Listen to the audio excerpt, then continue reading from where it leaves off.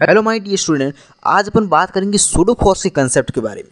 छद्म बल होता है ना, वो क्या होता है, कैसे लगता है, उसके बारे में आज अपन बात करेंगे। ऊंचे ख्वाबों के लिए दिल की गहराई से काम करना पड़ता है, यूं ही नहीं मिलती सफलता मेरे दोस्त, किसी को मेहनत की आग में दिन रात जलना पड़ता है, दिन रात जलना पड़ता है।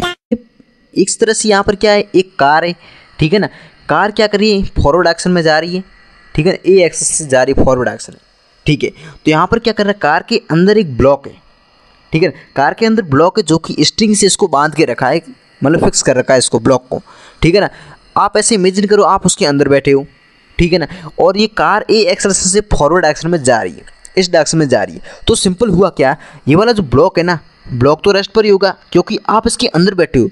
तो आपको क्या लगेगा, आपके रेस्पेक्ट में ये वाला ब्लॉक रेस्ट पर आएगा, रेस्ट पर ही रहेगा ना, ठीक है। तो यहाँ पर स्ट्रिंग से कनेक्ट कर रखा है, तो स्ट्रिंग में टेंशन क्रिएट हुआ, टी है मैंने मान लिया, ठीक है। क्योंकि आप इसके अंदर बैठे हो, तो आपको देखो, आप जैसे ये कार आगे की ओर एक्सीलरेट होगी ना, आपको धक्का महसूस होता पीछे की ओर। वो क्यों लगता है, वो सूडो फोर्स के कारण लगता है। वो रियल फोर्स नहीं होता है, केवल आपको इमेजिन होता है, आपको महसूस होता है, इसलिए अपन उसको सूडो फोर्स बोलते हैं, मतलब काल्पनिक फोर्स, ठीक है। तो यहाँ पर एम ए बैकवर्ड एक्शन में लगा दिया क्योंकि मैंने इसके अंदर बैठ के महसूस किया इसको, ठीक है ना।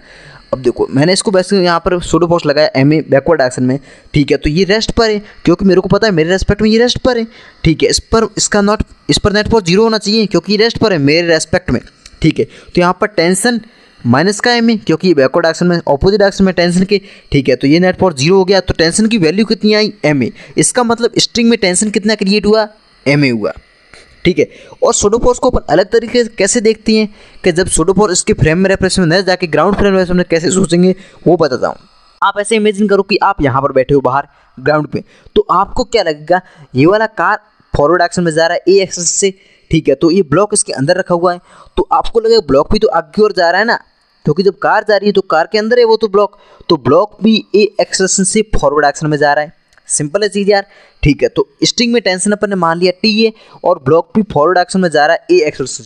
आप सूडो फोर्स मत लगाओ, यहाँ पर आंसर सेम आएगा, ठीक है। तो टेंशन टी लग रहा है, एक्शन से ए है, सिंपल। यहाँ पर एफ नेट, इस पर फोर्स क्या है, नेट फोर्स क्या है, इस पर एक टेंशन ही तो है, नेट फोर्स टेंशन ही है जो उसको आगे की ओर लेके जा रहा है ए एक्शन से, ठीक है।